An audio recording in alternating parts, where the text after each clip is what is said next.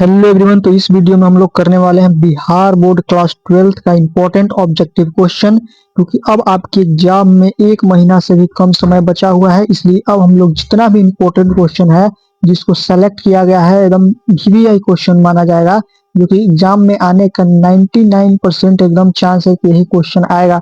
वो ऐसा क्वेश्चन को लाया गया है सेलेक्ट करके, इसलिए वीडियो को बहुत ही अच्छी तरह से देखें। और यहाँ पर हिंदी और इंग्लिश मीडियम दोनों के लिए क्वेश्चन लाया गया है, इसलिए दोनों मीडियम के बच्चे अच्छे तरह से क्वेश्चन को पढ़ेंगे और याद करेंगे। तो चलिए हम लोग वीडियो को शुरू करते हैं। हमारा पहला क्वेश्चन है, निम्नलिखित में से किसके द्वारा ईख या गन्ने की बुआई की जाती है। इंग्लिश वाले देखेंगे, by which of the following is sugar cane sown. बताइए कि शुगर केन का जो बुआई होता है, सोन किया जाता है, वो किसके द्वारा किया जाता है। तो इसका राइट आंसर आपका हो जाएगा कौन सा, cutting of stems, cutting of steam, यानी ऑप्शन बी इसका सही है। और यहाँ पर बी, तन्ने के टुकड़ों के द्वारा, किसके द्वारा किया जाता है, तो कटिंग ऑफ स्टीम के द्वारा, यानी कि तने के टुकड़ों के द्वारा किसकी बुआई की जाती है, तो ईख या गन्ने की बुआई की जाती है। नेक्स्ट क्वेश्चन की तरफ बढ़ते हैं। क्वेश्चन नंबर 2 देखते हैं हम लोग।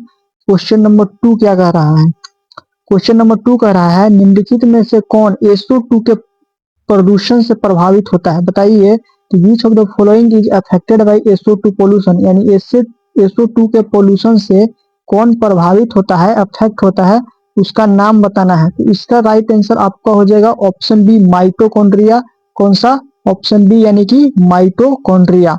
तो याद रखेंगे कि SO2 पोल्यूशन से कौन अफेक्ट होता है, तो माइटोकॉन्ड्रिया अफेक्ट होता है।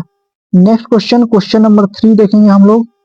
तो क्वेश्चन नंबर 3 क्या कहता है कि निम्नलिखित में से कौन जन्म से लेकर मृत्यु के बीच की अवधि है। बताइए कि जो ऑप्शन दिया गया है उसमें से कौन सा वो है, विच of the following is the period between birth and death. जन्म और मरण के बीच का समय क्या कहलाता है, यानी कि यहाँ पर आपको बताना है कि कोई आदमी जन्म लिया और उसके मरने तक का जो समय होता है उसको हम लोग क्या कहते हैं। इसका राइट आंसर आपका हो जाएगा क्वेश्चन नंबर 3 का हो जाएगा आपका ऑप्शन बी, लाइफ स्पेन। क्या, जीवन काल कहा जाता है, क्या कहा जाता है, लाइफ स्पेन या फिर से जीवन काल कहा जाता है। नेक्स्ट क्वेश्चन की तरफ बढ़ते हैं। क्वेश्चन नंबर 4, निम्नलिखित में से किस हार्मोन के द्वारा सर्टोली कोशिकाओं का नियंत्रण होता है। बताइए which of the following hormone control Sertoli cells, यानी सर्टोली सेल्स, यानी सर्टोली सेल्स को कौन सा हार्मोन कंट्रोल करता है, नियंत्रित करता है। बताइए, तो इसका सही जवाब का कौन हो जाएगा, तो फोर्थ का सही जवाब हो जाएगा ऑप्शन ए, LH, जिसका फुल फॉर्म होता है luteinizing hormone. Next question, question number 5 की तरफ हम लोग बढ़ते हैं। क्वेश्चन नंबर 5 कहता है कि निम्नलिखित में से कौन अपरा से होकर नहीं गुजर सकता है। मतलब कि विच ऑफ द फॉलोइंग के नॉट पास थ्रू प्लाजेंटा। तो बताइए कि प्लाजेंटा से कौन पास नहीं कर सकता है, यानी अपरा से कौन पास नहीं कर सकता है, आपको यहाँ पर बताना है।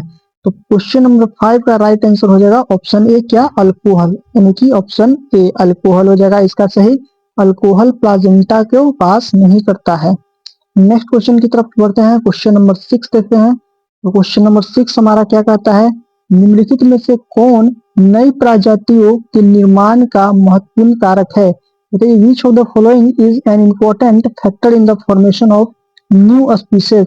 नया स्पीसीज जब बनता है उसमें कौन सा फैक्टर बहुत इंपॉर्टेंट भूमिका निभाता है, आपको बताना है कि कौन सा वो चीज है जो कि कोई नया स्पीसीज को बनाने के लिए जरूरी है। तो इसका राइट आंसर आपका क्या हो जाएगा, 6 का राइट आंसर आपका हो जाएगा यहाँ पर ऑप्शन कौन सा, तो ए हो जाएगा, आइसोलेशन। क्या चीज, आइसोलेशन यानी कि विलगन। नेक्स्ट क्वेश्चन देखते हैं। क्वेश्चन नंबर 7, क्वेश्चन नंबर 7 क्या कह रहा है कि निम्नलिखित में से किसके वीवर को कोरक रंध्र ब्लास्टोपोर के नाम से जानते हैं। बताइए, तो opening of which of the following is known as blastopore. Blastopore किस चीज के ओपनिंग को हम लोग कहते हैं, आपको बताना है। तो यहाँ पर इसका राइट आंसर आपका हो जाएगा क्वेश्चन नंबर 7 का हो जाएगा ऑप्शन ए, कंदुक, यानी कि गैस्ट्रूला। गैस्ट्रूला क्या है, ओपनिंग और ब्लास्टोपोर का जो ओपनिंग होता है उसको हम लोग क्या कहते हैं, गैस्ट्रूला कहते हैं। गैस्ट्रूला को, ओपनिंग को ही हम लोग क्या कहते हैं, ब्लास्टोपोर कहते हैं, यानी कि कंदुक कहते हैं। नेक्स्ट क्वेश्चन की तरफ बढ़ते हैं। क्वेश्चन नंबर 8 देखते हैं। क्वेश्चन नंबर 8 क्या कहता है, निम्नलिखित में से कौन सही जोड़ा है। ऑप्शन को पढ़ना है और सही जोड़ा को बताना है। विच of the following is correct pair. Option A हमारा है जी जी सिंगल बॉन्ड, जी ऑप्शन यहाँ पर गलत लिखा गया है, जी डबल बॉन्ड है और टी है। Option A G double bond T है, option B G double bond C है, ऑप्शन सी क्या है हमारा, तो ऑप्शन सी हमारा जी डबल बॉन्ड सी यहाँ पर भी है, और ऑप्शन डी क्या है, ए डबल बॉन्ड टी है। तो कौन सा जोड़ा सही है आपको पहचानना है। इसका राइट आंसर आपका हो जाएगा कौन सा, ए डबल बॉन्ड टी। यहाँ पर ऑप्शन डी हो जाएगा ए और डबल बॉन्ड टी, ये हमारा सही जवाब है। ए डबल बॉन्ड टी इसका सही जवाब है, तो आप याद रखिएगा। नेक्स्ट क्वेश्चन, क्वेश्चन नंबर 9 देखिए, निम्नलिखित में से कौन घुलनशील आरएनए है। विच of the following is soluble RNA. बताइए कि कौन सा इसमें से एक सोलुबल आरएनए हमारा होता है। तो इसका सही जवाब हो जाएगा ऑप्शन डी टी आरएनए। क्या, टी आरएनए। कौन सा, तो टी आरएनए, यानी कि ऑप्शन डी इसका सही जवाब हो जाएगा। उसको हम लोग सोलुबल आरएनए यानी कि घुलनशील आरएनए के नाम से भी जानते हैं। नेक्स्ट क्वेश्चन देखिए, क्वेश्चन नंबर 10, निम्नलिखित में से किस बंधन से डीएनए के न्यूक्लियोटाइड बंधे होते हैं। Bye which of the following bond the nucleotides of DNA attached. बताइए न्यूक्लियोटाइड डीएनए का जो होता है वो किस चीज से अटैच रहता है। तो 10 का राइट आंसर आपका हो जाएगा option D, option B covalent bond. किस चीज से, तो कोवेलेंट बॉन्ड से। नेक्स्ट क्वेश्चन देखिए, क्वेश्चन नंबर 11, क्वेश्चन नंबर 11 क्या कह रहा है कि निम्नलिखित में से कौन समवर्ती अंगों के उदाहरण है। बताइए which of the following is an example of analogous pair. किस चीज का, एनालोगस पेयर का एग्जांपल कौन है। तो इसका सही जवाब हो जाएगा option A wings of bird and butterfly, यानी पक्षी एवं तितली के पंख एनालोगस यानी कि समवर्ती अंगों के उदाहरण है। नेक्स्ट क्वेश्चन की तरफ बढ़ते हैं और क्वेश्चन नंबर हम लोग देखते हैं 12। क्वेश्चन नंबर 12 क्या कहता है, निम्नलिखित में से किसके द्वारा जल कुंभी में परागन होता है। Bye which of the following is water hyacinth pollinated. बताइए कि किस चीज के द्वारा वाटर हायासिंथ को पॉलिनेट किया जाता है। तो इसका राइट आंसर आपका क्या हो जाएगा, क्वेश्चन नंबर 12 का सही जवाब आपका हो जाएगा यहाँ पर ऑप्शन बी एंड सी, यानी कि बोथ बी एंड सी इसका सही जवाब है। इंसेक्ट से भी और वाइन से भी हम लोग वाटर हायासिंथ को पॉलिनेट कर सकते हैं। नेक्स्ट क्वेश्चन की तरफ बढ़ते हैं और देखते हैं क्वेश्चन नंबर 13, निम्नलिखित में से किसमें नर एवं मादा पुष्प एक ही पौधे पर पाए जाते हैं। In which of the following are the male and female flower are found on the same plant. किसमें, कौन से प्लांट में फीमेल और मेल फ्लावर एक ही पौधे पर पाए जाते हैं। 13 का सही जवाब हो जाएगा ऑप्शन बी कोकोनट। किस चीज में, तो कोकोनट में, नारियल में। नेक्स्ट क्वेश्चन, क्वेश्चन नंबर 14 देखिए, निम्नलिखित में से किस ग्रह पर जीवन का संभावना है। बताइए on which planet is there is possibility of life.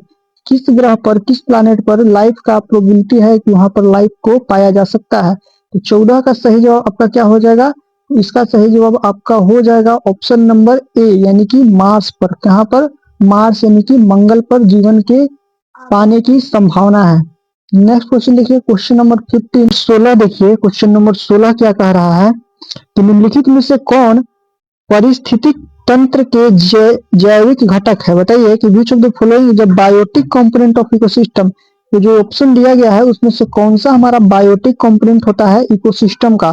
तो इसका सही जवाब हो जाएगा ऑप्शन डी, क्या चीज, प्रोड्यूसर, यानी कि उत्पादक हमारा क्या है, biotic component of ecosystem. Air नहीं है, सनलाइट भी नहीं है, वाटर भी नहीं है। इसका राइट आंसर हो जाएगा डी, प्रोड्यूसर यानी कि उत्पादक। नेक्स्ट क्वेश्चन देखिए, क्वेश्चन नंबर 17 क्या कहता है।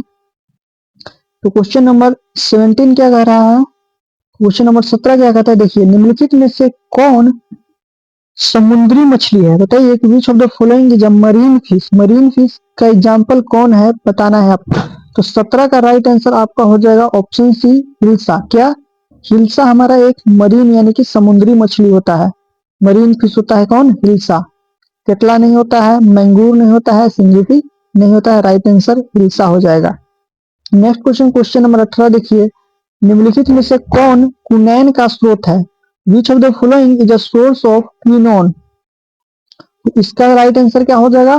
तो क्वेश्चन नंबर 18 का राइट आंसर आपका हो जाएगा ऑप्शन बी, सिनकोना। क्या चीज? सिनकोना हमारा राइट आंसर हो जाएगा। नेक्स्ट क्वेश्चन देखिए, क्वेश्चन नंबर 19,